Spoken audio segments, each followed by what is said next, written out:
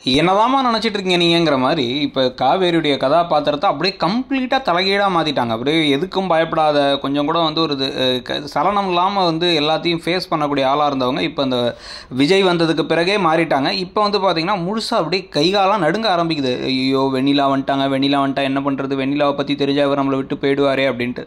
அதனால் சொல்லாமல் இருக்க இந்த ராகினி எல்லாம் ஓவர் பேச்சு பேசி மிரட்டி ஒரு ஃபோன் பண்ணால் போதும், அவ்வளோதான். என்ன ஏய் அடங்குடி அப்படின்னு சொல்லிட்டு திமிரா பேசுறதெல்லாம் நம்ம பார்க்க வேண்டியது இருக்குது.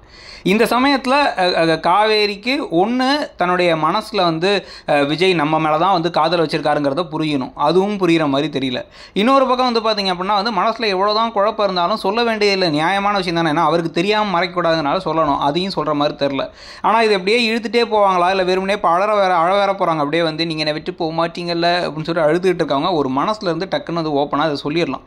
இப்போ பயந்து இந்த ஒரு ஃபேமஸான ஒரு வசனம் இருக்கும்ல, அதாவது என்னென்னா வந்து வீரனுக்கு ஒரு முறை தான் சாவு, கோழைக்கு பலமுறை சாவுன்ட்டு, தினம் சாவுன்ட்டு. அந்த மாதிரி வந்து பயந்து வாழ்கிறதுக்கு ஓப்பனாக வந்து எனக்கு வெண்ணிலா திருப்பி இங்கே தான் இருக்காங்க, இப்போ உங்கள் மனசில் என்ன தோணுதோ அதை முடிவெடுங்க அப்படிங்கிறத சொல்லலாம்.